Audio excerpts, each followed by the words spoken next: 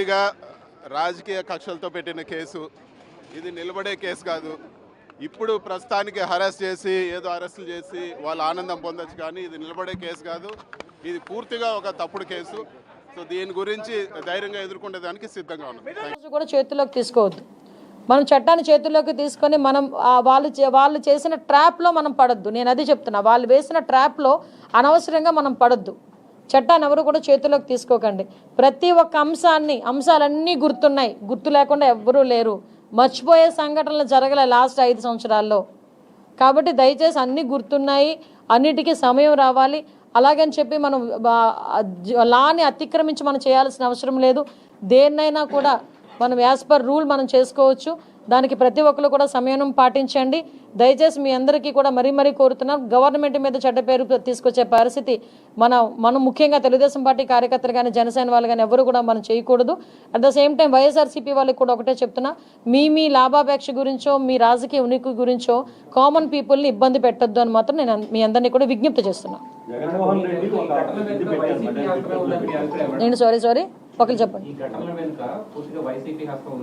కాదండి, ఇద్దరు ఇప్పుడు విషయం ఏంటంటే రెచ్చగొట్టుకొని ఎవరు ఇబ్బంది పడుతున్నారు? అక్కడ మిథున్ రెడ్డి ఆయన సేఫ్, కామన్ పీపుల్ ఉన్నారు. ఇప్పుడు ఎవరు ఇబ్బందులు పడతారు, ఎవరు కేసుల్లో ఇరుక్కుంటారు? బోత్ పార్టీస్ కేసుల్లో ఇరుక్కుంటాయి. ఎందుకు ఆ కేసులు మనం అంతవరకు తెచ్చుకోవడం? అధికారంలోకి వచ్చిన తర్వాత యాజ్ పర్ రూల్ మేమేమి జగన్మోహన్ రెడ్డికి మళ్ళీ ఇలా పిలిపించాలి, ఆడిని చంపి వీడిని చంపి అని మేము చెప్పలేం. మా నాయకుడు అలాంటి నాయకుడు కాదు. మా నాయకుడికి ఒక నిబద్ధత ఉంటుంది.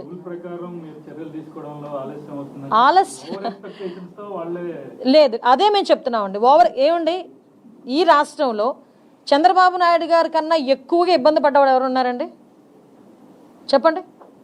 చంద్రబాబు నాయుడు గారు ఉన్న స్టేచర్కి చంద్రబాబు నాయుడు గారి కన్నా ఎక్కువ ఇబ్బందులు పడ్డ వాళ్ళు ఎవరైనా ఉన్నారా?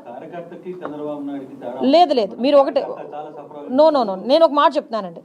కార్యకర్త స్థాయిలో కార్యకర్త సఫర్ అయ్యారు, ఒక ఎక్స్ఎమ్మెల్యే స్థాయిలో నేను సఫర్ అయ్యాను, ఎమ్మెల్యేల స్థాయిలో కొంతమంది ఎమ్మెల్యేలు సఫర్ అయ్యారు. అందరికీ మించి 14 సంవత్సరాలు ముఖ్యమంత్రి చేసి ఇంకో 15 సంవత్సరాలు అపోజిషన్ పార్టీ లీడర్ చేసిన చంద్రబాబు నాయుడు గారే 53 రోజులు సఫర్ అయ్యారు ఏమీ లేకుండా.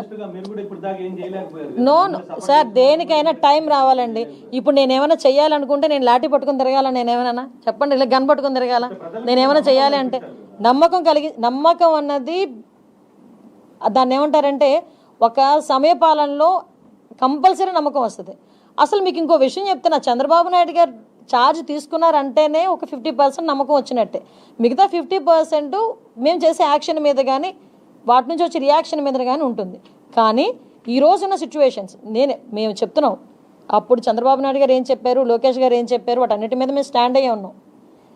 ఎవరిని కూడా చట్టపరంగా వాళ్ళందరినీ కూడా మేము చూసుకుంటాం, వాళ్ళందరి సంగతి మేము చూసుకుంటాం. కానీ ఏ కార్యకర్త కానీ ఎవరు కూడా చట్టాన్ని తన చేతిలోకి తీసుకోవద్దు. దాని సమయం పాటించండి. దీనివల్ల పార్టీ నష్టపోతుంది, ప్రభుత్వం మీద చెడ్డ పేరు వస్తుంది. దానికి మీరందరూ కూడా మాకు సహకరించండి. అవే మేము చెప్తున్నాం.